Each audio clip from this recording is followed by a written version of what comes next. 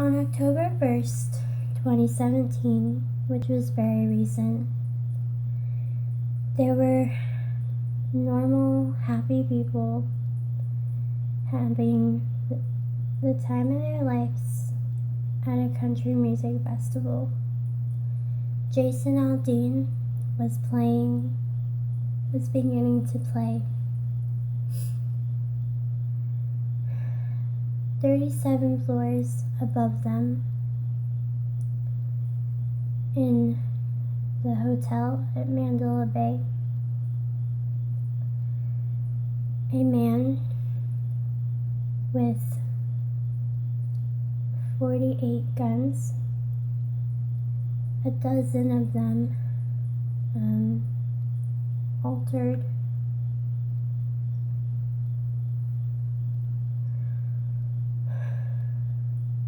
Took his gun, one of his guns, stuck it out the window of his hotel room, and began firing. The people below at first thought it was fireworks, but when Jason Aldean suddenly ran from the stage, people began to realize that it was gunfire and that there were bullets raining down on them. 489 of those people that came to have a good time at a concert were shot and injured. Luckily for them, they got away and they survived. But Lord knows that they're not okay right now. But they're probably thankful that they are not one of the 58 people that were shot and died that night.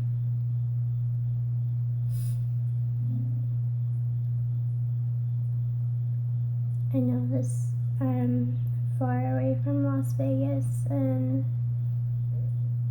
I don't know anybody there, and it probably shouldn't make me so sad, but it does. It's just awful.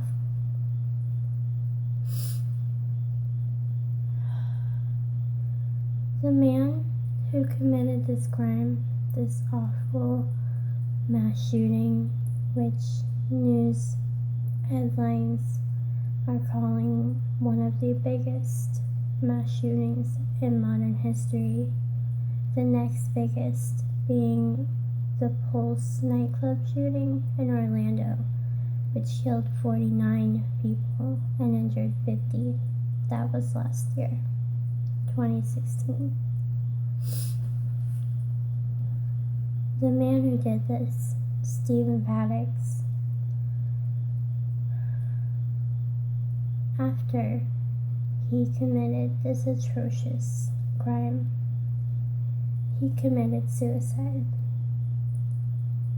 The police discovered that he did leave a note in his hotel room, but it was very cryptic, along with any other clues that he left behind.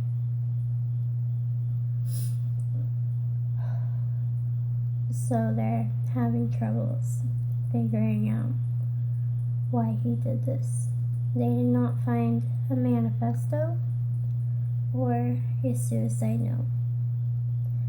Paddock's brother cannot, in an interview, said he cannot believe that this has happened and that his brother did it. But he also said that he was able to plan this, to do this. That is the person Steve was. This statement made by his brother in an interview, I find very, very chilling to hear, because it describes a very cold, cold-hearted man.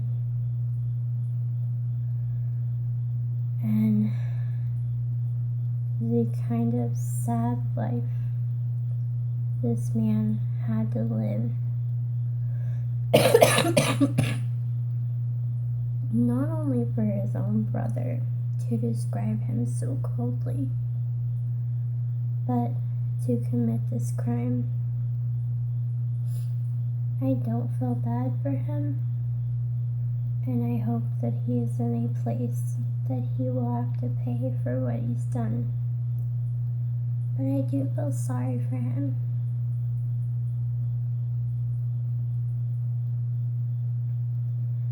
Because even though he has taken 58 lives and injured 489 people,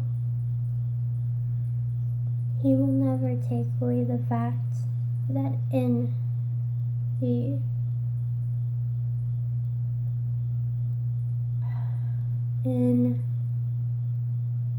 time that this was occurring, people were very bravely helping one another, even if they weren't injured themselves.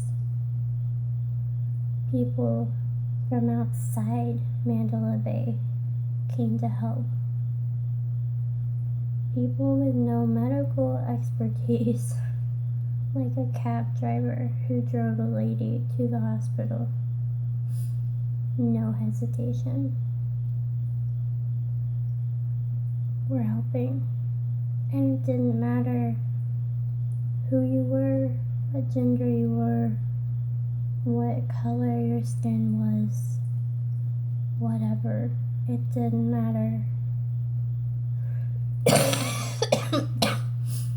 Sorry.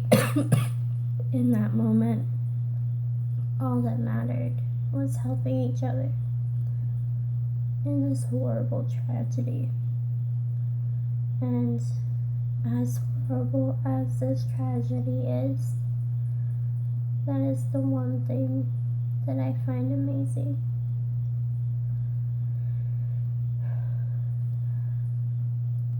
I just want to say, before I give any other facts, because there's a few interesting facts about this,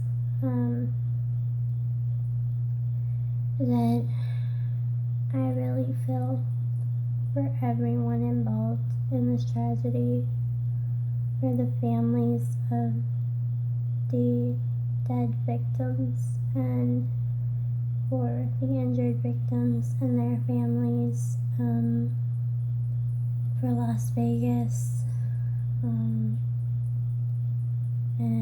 I am also, even though I don't know anybody personally there, I'm thankful that the hospital workers and the police and everybody that helped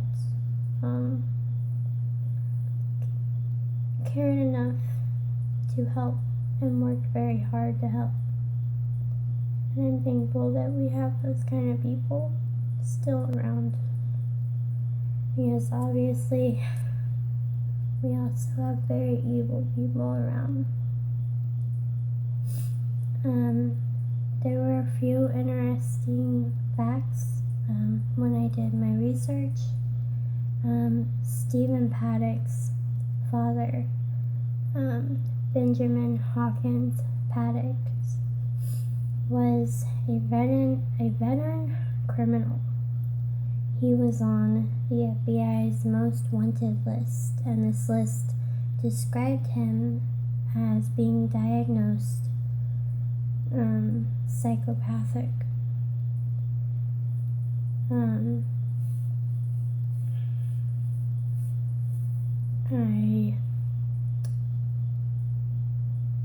I find that pretty interesting, because they're wondering why Paddock did this, and I'm no expert, but I would say that there is probably a history of mental illness, and not blaming focus on mental illness because there's lots of people with mental illness who would never hurt anybody. But, authorities, I feel, should really look into his mental illness history and his father's history. Maybe that would help. I also want to say that if you are interested, there is a list on CNN of some of the worst mass shootings in modern U.S. history. And it goes from 1949 to present. Of course, there were other mass shootings before that, but these are what they consider modern mass shootings.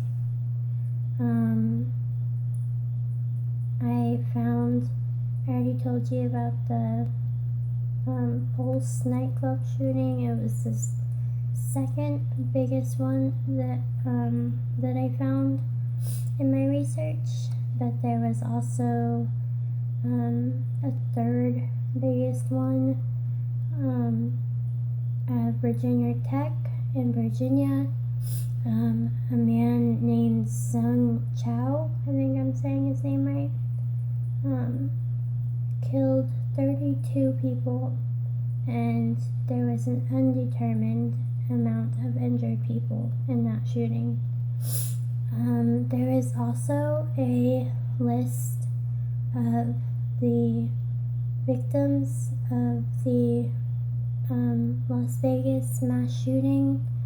I'm not sure if the list includes the 489 injured victims. I'm gonna assume that it doesn't because that's a lot of people to list.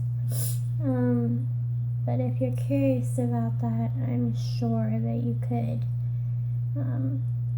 research it and try to figure out who those people are. But there is a list of the 58 people that were tragically killed.